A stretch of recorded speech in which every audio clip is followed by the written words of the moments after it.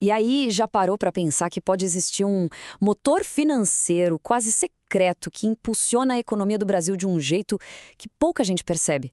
Vamos juntos descobrir que sistema é esse e o impacto gigantesco que ele realmente tem no nosso país. Pois é, a gente tende a achar que o sistema financeiro é uma coisa só, né? Mas a pergunta que fica é, será que o acesso a crédito, a serviços, será que ele é igual para todo mundo, em qualquer cantinho do Brasil? Olha, a resposta, ou pelo menos parte dela, está nesse número aqui, 57,8%. Em 2023, essa era a fatia do mercado de crédito que estava nas mãos dos 4 maiores bancos do país. É uma concentração enorme, e isso tem consequências bem diretas na vida de milhões de pessoas. E o que essa concentração toda significa na prática? Bom, para muitas famílias e empresas, pode ser sinônimo de juros mais altos, tarifas mais caras e um ponto super importante, a falta de agências bancárias em cidades menores, o que dificulta demais o acesso a crédito e a serviços básicos. Ok, esse é o cenário. Mas e se existisse um outro jeito? Um modelo financeiro que não fosse focado só em dar lucro para acionistas, mas sim em desenvolver as pessoas, os próprios membros e a comunidade em que ele está inserido.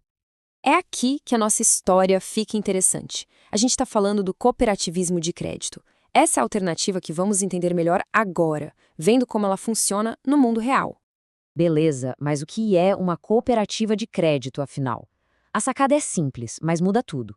É uma instituição financeira que pertence aos seus próprios membros. Ela não tem clientes, tem donos. E esses donos são as pessoas que usam os serviços. Isso vira o jogo completamente. Para ficar bem claro, vamos colocar lado a lado. De um lado, o banco tradicional. O foco é maximizar o lucro para os acionistas, certo? Agora, do outro lado, a cooperativa.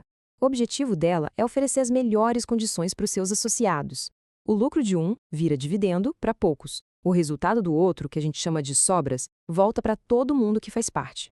E na prática, o que isso significa para o associado? Bom, para começar, a governança é democrática. Uma pessoa, um voto. Não importa quanto dinheiro ela tenha. Isso leva a taxas mais justas, a devolução das sobras e, claro, a um foco muito maior no desenvolvimento da economia local, com um atendimento bem mais próximo, mais humano. Mas o mais legal é que essa história não para por aí. Não é só sobre os benefícios individuais. O que os dados mostram é um verdadeiro efeito dominó, um efeito multiplicador que ecoa por toda a economia brasileira. Então vamos mergulhar nos números para entender a escala disso. É aqui que a gente vê o tamanho real desse motor econômico e o quanto ele movimenta o país. Olha esse dado. Que coisa impressionante! Para cada R$ 1 que uma cooperativa empresta, ela gera R$ 2,56 de atividade econômica no país inteiro. É um efeito multiplicador gigante. E não é só dinheiro circulando, a gente está falando de emprego. A cada R$ 1 milhão em crédito, olha só, quase 23 novos postos de trabalho são criados. É muita gente. Agora, se a gente junta tudo e olha o quadro geral, ano a ano, os números são de cair o queixo. A gente está falando de, em média, 135 bilhões de reais injetados na economia todo ano. Isso adicionou mais de 61 bilhões à riqueza do país e ajudou a criar cerca de 1.200.000 empregos por ano.